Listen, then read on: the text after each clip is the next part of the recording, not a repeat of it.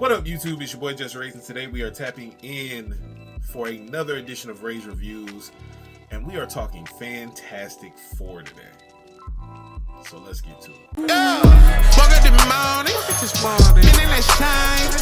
Whole team got the glow, You can see it in the stride. Got me feeling brand new, feeling brand new. Got me feeling brand new, feeling brand new. Yeah. Now, this review will be a full, in-depth spoiler review. We are going to be talking about the movie in depth, no holds barred. And yeah, we're going to get into it.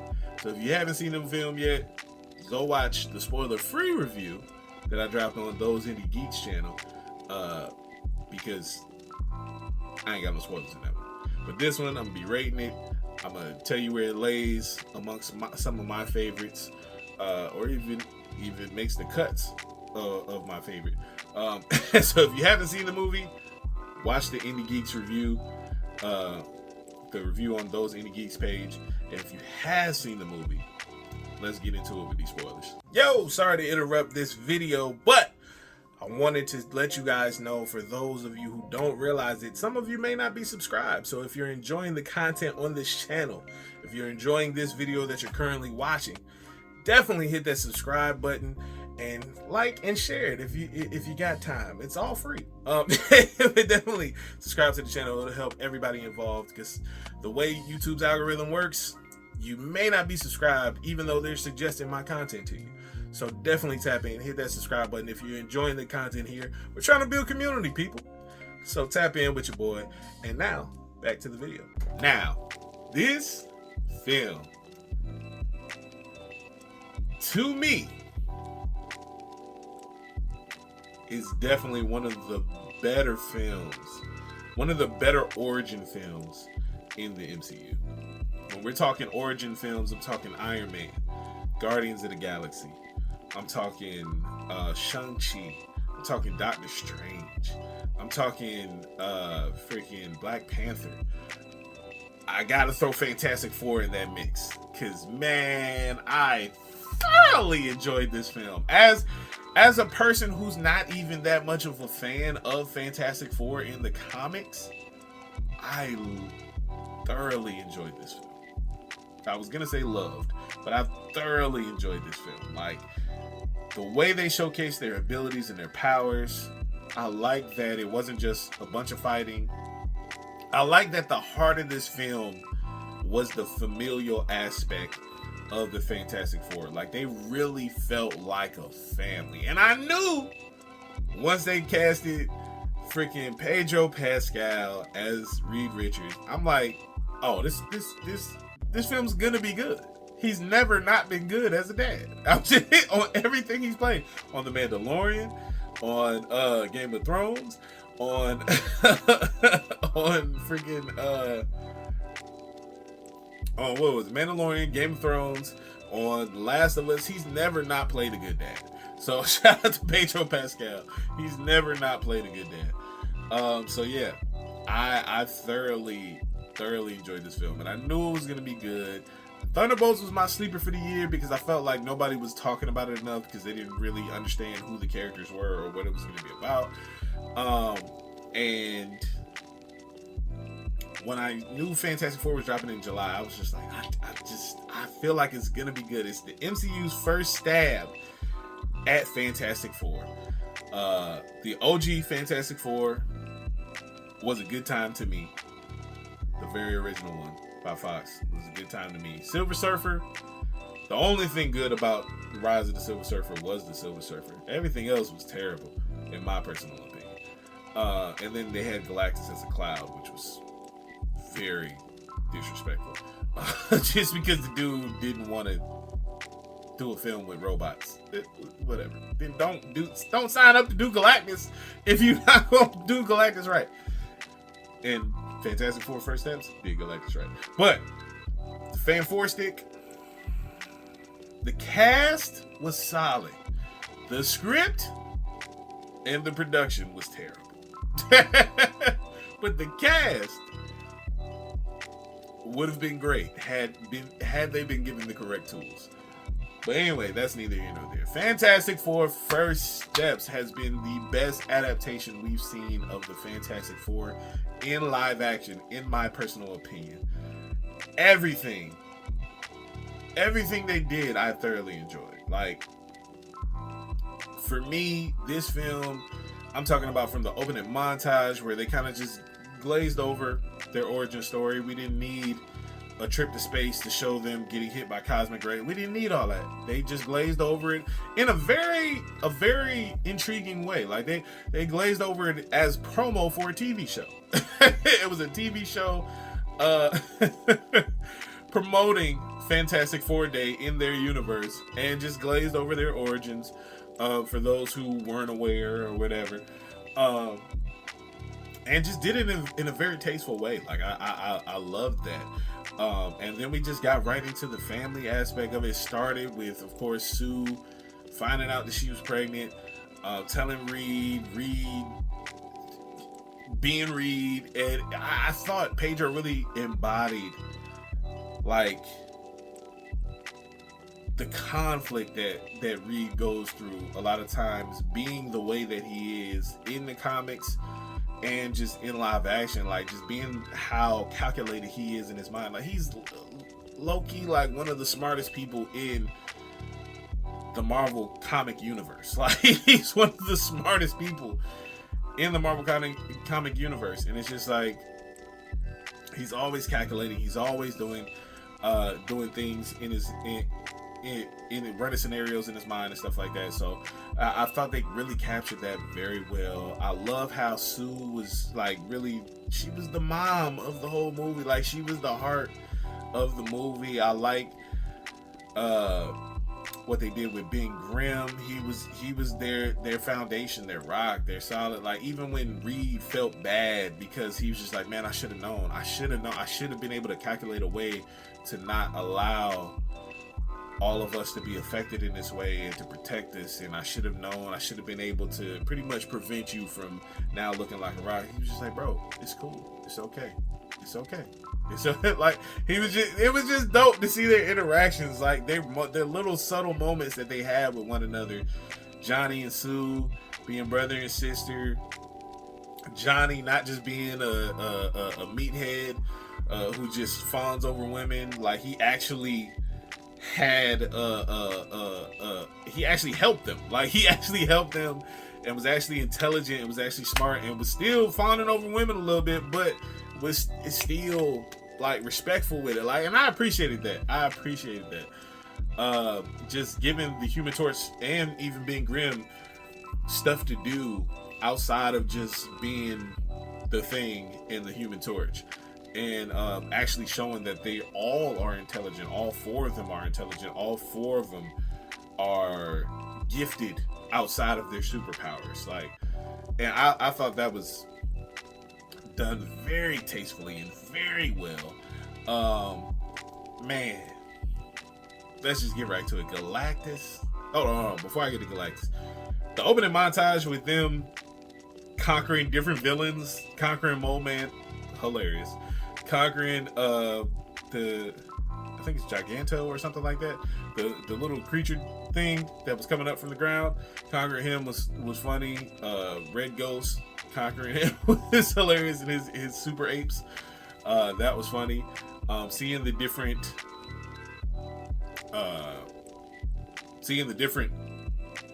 members of the Four just using their abilities and using their powers. Sue Storm, like really being able to flex her powers for real, because she is really strong in in the Marvel Comics universe. She's not like Omega level mutant strong, but she is really strong. I mean, because they get their powers from the Power Cosmic, so all of them have a specific, unique strength in their abilities that they can draw out based on their imagination. So I love the fact that they kind of explored that a little bit.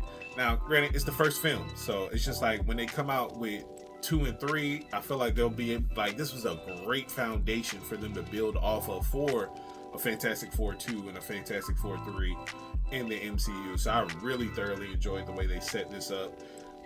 Now, I was interested to see how they were going to do Shia LaBeouf before I get to Galactus. I'm gonna get to Galactus, but I gotta go in order of the people when they were introduced. Shia LaBeouf, Silver Surfer, Chef's Kiss. I was interested to see how they were gonna do Silver Surfer, how they were gonna make her unique, how they weren't gonna just pretty much make her a female Norrin Rad in tone and all that stuff. Like, she legit felt like a unique character. And like, seeing her every time she came on screen, all her sequences, all her fights were fire. Her chasing them down in space. And Reed, first of all, Reed coming up with hyperspace travel, crazy. But like his intelligence, like, they showed off their intelligence and their abilities outside of just having superpowers so well in this film. I thought it was super dope. And the whole hyperspace travel looked like something straight out of Interstellar. Like, it was just so dope, bro. It was so dope to see them go through that, and just to see Shia LaBeouf come to Earth, pretty much give them the message. Johnny tried to chase her, and she just looked down at him like, die with your own. Get off my board. And then peels off. And the way she peels off every time she leaves the scene is just so fire to me. And then every time she entered the scene after that, she came in surfboard first. when they went to Galactus' ship and they saw him destroy a planet, and they end up getting caught in his tractor beam, he brings them in to have a conversation with him. And Shia LaBeouf's like, hey man, y'all shouldn't have really came. Like, y'all shouldn't be here. But y'all here, and well, oh well. Her interactions with Johnny, I thought were dope. Johnny being able to figure out her language to decode the different messages, fire. I just really thoroughly enjoyed this film. I'm not gonna hold you. I'd have to really go back and look and see what movies came out in Phase 4 and Phase 5 to do like a proper ranking of where I would put it post Endgame. But like I said, as far as like origin films for the MCU, this is top tier for me. Top tier for me. I would put it up there with the Doctor Stranges, the Shang-Chi's, the Iron Mans, the Black Panthers, the Guardians of the Galaxies. I would put it up there with them. Top tier in my opinion. And now we gotta get to Galactus. Galactus.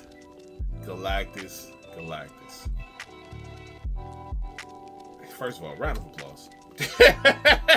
Round of applause for Galactus, man. They finally did this brother right. And I think it's so dope. I don't think what people don't really understand, because when Galactus came to Earth, he was still big, but he wasn't as big as he was sitting on his ship. And what people don't always fail to realize, they're like, oh, he should have been bigger than that. It's just like, he was bigger than that when he was in his ship compared to when he landed on Earth. However, Galactus does have size manipulation. He has that ability where he can manipulate his size. He can be his normal size. He can grow larger. He can also grow smaller. Like, that's a part of his ability. But he was terrifying in all his glory. Like, when he stood up out of, first of all, when he was sitting in the chair, it's like, yo. And they did the shoulder shot, and you see the Fantastic Four are like this big compared to him. It's like, yo. Then he stood up, and you see, this is just from the waist up. He is huge. He is massive. And we see them having a conversation, and he's just like, look, you got something there. You have something on you that can save your planet. I know y'all here to bargain, but you got something on you that can save your planet and that can cure my hunger. And that's that baby. So give up the baby, I'll spare your world. If you don't want to give up the baby tonight, I got to eat. I got the real eater of the MCU. The truest eater of the MCU. Galactus was like, hey man, eaters gotta eat. And I'm finna eat. Unless you give me that baby. And of course, they're like, nah, we're not giving you our child. You're not gonna do that. And immediately, once they retorted, he was like, oh, you're not gonna give me the child. Okay. I mean, I'll just take it. And he uses his ability to start the birthing process. and pretty much draw Franklin Richards out early. And so they now have to escape. Silver Surfer's chasing them. Ben Grimm and Human Torch are trying to keep Silver Surfer at bay while Reed takes Sue back to the ship. And Silver Surfer, the way she kept busting in on screen, chasing up after them surfboard first, knocking out Human Torch and thing was so funny to me. I was dying laughing at that part. And I know it wasn't supposed to be funny, but it was funny to me. She was bouncing off of them and hitting them like she was playing Crazy Taxi. It was so funny to me. It was so funny. They ended up making it back to the ship and getting off Galactus' ship and making it back to Earth as well. But they had to outrun Silver Surfer, which was dang near impossible. But they figured it out. All while Sue was trying to give birth to Franklin. All while Human Torch was trying to shoot out Silver Surfer. And the whole time Ben is trying to make sure they don't get torn apart. That whole sequence was phenomenally done. Then they end up trapping her in a black hole. Like it was beautiful. That whole sequence was phenomenal. They end up getting back to Earth, and for whatever reason, Reed Richards decides to be honest with the people of Earth and like, yeah, Galactus, we didn't defeat him, and he's still gonna come destroy Earth. He said there's only one way for us to pretty much save Earth from getting destroyed, and that's by giving him our baby. Of course we said no. It's like, Reed, what you thought that people were finna do? Of course they gonna riot, sir. You just told them that there was a way that we could survive this. Of course they gonna riot. They don't care about that baby. And I just thought it was funny that they kind of... The funniest part of the movie to me was that they got the whole world to agree to build teleportation devices around the world in a very short amount of time, even though Galactus was steadily coming to Earth. And they're like, yo, we got a month to figure this out. And they end up coming up with the idea, instead of surrendering their baby, which caused some conflict between Reed and Sue, they end up coming up with the idea to teleport the entire Earth away from Galactus, so that way he'll never be able to devour them. And mind you, this is the first time they beat Galactus. They don't know what power system Galactus got. They can teleport and that brother can show up the next day like, hey, y'all left, but I'm going to still need that planet up off of you. I got to eat. They don't know what powers he got. So I just thought it was funny that was the solution. It was like, yeah, we're going to teleport to Earth. How you know that's going to work? How you know he's not just going to show up? Y'all saw how fast Silver Surfer was. How you know? How you know if he was gonna show up or not? But I thought that was funny. But it's their first interaction with Galactus, so they don't know no better. And right when they try to get everything to work, Silver Surfer pops up, starts destroying teleportation devices across the world. And as she pulls up, Human Torch pretty much decoded her messages and plays it back in a way to cause some conflict within her mind, and she's just like, oh, I can't take this, and kind of flies away. Galactus pulls up in person and it's just like, hey man, I said I gotta eat, so either run me that baby or y'all gonna have to run me this planet, one of the two. So he pulls up, they decide to use Franklin as bait, even though nobody likes the idea. And they almost had him. They tried to swap the baby out at the last minute, and Galactus looks, realizes the baby ain't in there, scans the Earth, realizes the baby in the Baxter building. He's like, oh, y'all almost had me. So then there becomes a fight. He goes to the Baxter building, ends up kidnapping the baby. Sue Storm ends up going crazy and ends up pushing him pretty much from where he was with the baby back to where they needed him to be at so that the plan could go right.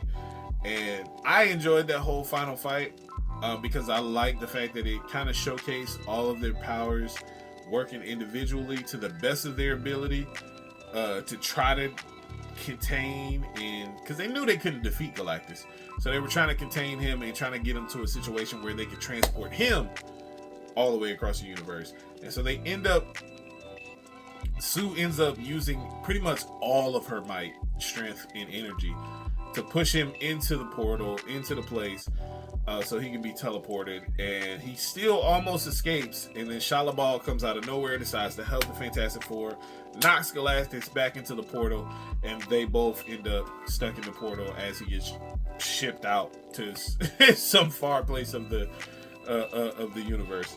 And then we get to see good old Franklin Richards at his baby finest. Because those who don't know, Franklin Richards is a technically beyond Omega level mutant. Like, he can create galaxies, he can create universes. Like, he's OP to the max. One of the strongest characters in Marvel Comics. And so to see him pretty much fight to get to his mama, knowing that she's dying, resurrects her for the most part, and then just ends the movie with a whole family moment, and it pretty much ends. The movie pretty much ends how the movie ends up starting, with them going on the TED show to celebrate what just transpired for Fantastic Four Day. And I just thought it was just such a beautiful, just such a beautiful film. Like I said, the best adaptation of Fantastic Four we got in the MCU. Just super dope. I thoroughly enjoyed it. I've seen people complain and be like, yo, I wish they would have showcased their powers more. And I'm just like, bro, this is the first film. They don't really need to. Everything don't have to be an all-out fight all the time. Like, bro, let them tell the story. Let them get the characters right. Let's see the character work. And they did just that, in my opinion. They did just that. And the action sequences were phenomenal that they did show. Like, Silver Surfer, every time she was on the screen, Shala Ball was doing her thing. Like, they were showcasing the mess out of her, and she was killing it every scene. Like, that joint was fire. I thoroughly enjoyed this film. Of course, we got the post-credit scenes. There's two of them. The second one, you can skip it. The one at the end, all the way to the credits, you can go ahead and leave about the theater for that one, because that was just a cartoon. But the mid-credit scene, we see Sue with the baby having a time. He's now like like 4, I believe, like 3 or 4 at this particular time, and we see Sue just chilling in the living room with him. She walks off to go get something, comes back, and we see Doom with the cloak on talking to Franklin, and then it ends. So that post-credit scene, of course, teasing Doomsday. We don't know what's going to happen in Doomsday. We know some incursions possibly may go down. Some worlds may be destroyed. But we don't know exactly everything that's going to happen in Doomsday, Avengers Doomsday, which comes out next year, which is a quick turnaround when you think about it. But it's neither here nor there. This particular film, I gave it a 9 out of 10. I'm going to probably go see it again very soon. I don't even be watching movies multiple times back to back like that, unless it's a comedy I can. But like action movies and stuff like that, once I've seen it once, I have to have not seen that movie for a while for me to have to go back and watch it. But yeah, I might have to see this one again very soon, because I thoroughly enjoyed this film. So shout out to Fantastic Four First Steps. You got a 9 out of 10 for your boy. Thoroughly enjoyed it. One of the best of the MCU origin films. And I'm excited to see where they take the Fantastic Four in the future. But definitely let me know in the comments below how you felt about Fantastic Four First Steps. Did you enjoy it? Did you not enjoy it? Do you think it was overrated? Do you think it was underrated? Do you think it was fantastic? Pun intended. Let me know in the comments below how you felt about it. Don't forget to like, comment, share, subscribe. If you haven't already, hit that notification bell so that way you can be notified anytime we drop a new video on the channel, which is every day. So stay tapped in, stay tuned in, stay locked in, and never forget, it's free soul to the show free.